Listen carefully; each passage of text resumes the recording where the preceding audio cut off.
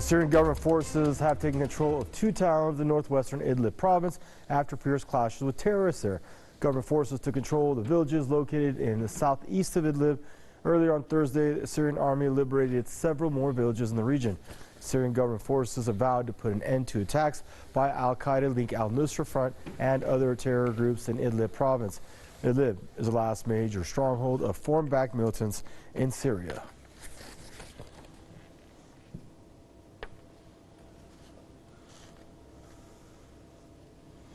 Now joining us for this news review is Muhammad Ali, PressTV correspondent out of Damascus, and Mr. Jason Unruhe, political commentator, joining us from Ontario, Canada. Gentlemen, I'd like to welcome you both to the program. I guess we're going to start with you, Muhammad, to get the latest. Go ahead, bud. Yes, the Syrian army announced later in the day that Syrian army troops were able to take control of 2 new areas southeast of Idlib following ferocious fighting with the terrorists of the Nusra Front, the areas of Al-Hartmiya village and actually a hilltop called Al-Sawatir. Both areas are in the southeastern countryside of Idlib.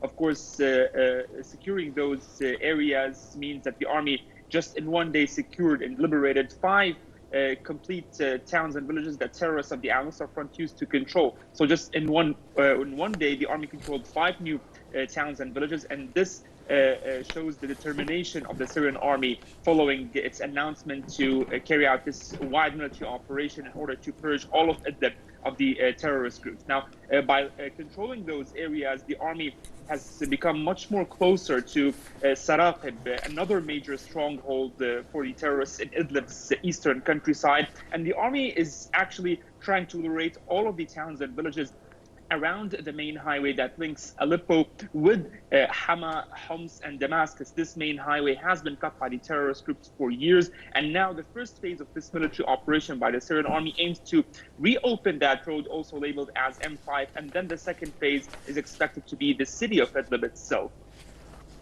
And Mr. Jason Unruhe, we saw a huge lull in fighting in Syria. There were other countries involved, there were truces involved, but it seems like terrorists have violated those truces on multiple occasions, and now we're finally seeing Damascus going for an all-out cleansing. Your thoughts on all this? Well, I think this is a tremendous step forward for the people of the world who oppose the kind of nightmare that Daesh wants to force on everyone else. I think that the elimination of such frankly terrible people is a great sigh of relief, particularly for those who have lived under their regime for as long as they've stood. And I think this also represents a very strong step forward for the Syrian government in taking back its territory from U.S.-backed forces inside the country, not just the U.S., but the UK, Saudi Arabia, and Israel as well. It seems to be that everything is going according to plan, and that despite the efforts from the imperialist powers in the world, that they are slowly wiping out the rest of the ISIS forces. And we had that largely effect due to the efforts of the Syrian government and cooperation with the now deceased Soleimani, who had played a great role in the defeat of Daesh forces throughout the region. And this shows that even despite his passing, there is still going to be major efforts made in defeating the terrorist forces throughout the country.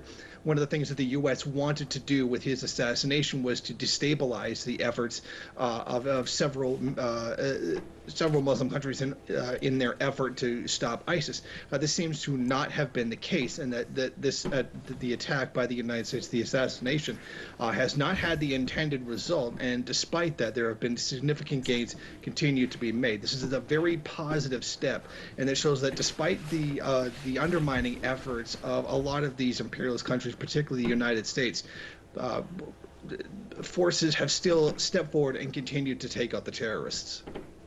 And Mohammed, at this point, is it fair to say with a certain amount of certainty that Damascus will push ahead with this cleansing until it's done, or do you think at some point they'll let up again, perhaps for some odd reason there's another international accord or multinational accord for another truce, or is Damascus, does it have the conviction this time to finish basically liberating every inch of Syrian soil as it once said it's going to, at some point? Well, definitely there are international considerations, but according to what we're seeing on the ground, it seems that this is actually a military operation for ending terrorism in Idlib. Now, the first phase will be liberating that international highway between Aleppo and central Syria. This would be the first and most important step by the Syrian army in its military operation. We could be seeing a pause after that in order for the Syrian army to regroup and launch another offensive against the city of Idlib itself. But now it seems that the priority is liberating and reopening that strategic highway that links Aleppo with central and southern Syria. But according to the announcement we've been hearing from the Syrian army command in the past week, always there is a stress that the Syrian army will not stop its military operations until purging all of the areas of Idlib and eliminating all of the terrorist groups, regardless of their names or forms, whether the Nusra Front or any other group that fights alongside this terrorist group. So it seems that there is a determination, and we're seeing that interpreted on the ground with the rapid advances happening. And a very important note is that when the Syrian army gets closer and closer to an area, the terrorists are actually retreating at the final seconds because they know that they are eventually defeated. So you can see that they are collapsing in all of their ranks. So it's just a matter of time whenever the Syrian army wants to liberate an area, and this has been proven that it can and it will.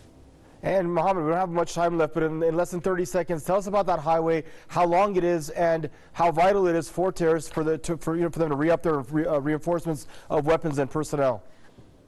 Yes, this is a strategic highway. It links Aleppo with central and southern Syria, and even also stretches to the north towards the Turkish borders. Terrorists have been using it in order to get their supplies, whether from Turkey or whether from other areas inside Idlib itself. It stretches for hundreds of kilometers, and it has been cut by the terrorists for years. And this has also caused a lot of pressures for the Syrian army in perhaps transporting its forces from Damascus to Aleppo whenever it is needed. So the road is a very strategic one, and reopening it will save a lot of time, a lot of effort for the Syrian army in regrouping and in transporting its troops, whether from the southern side of Syria, Damascus, or from in order to liberate parts of northern Syria in the near future. So a very important strategic highway. Cutting it was a problem actually for the Syrian army, and reopening it would be a very vital success for the Syrian army at the end of the day.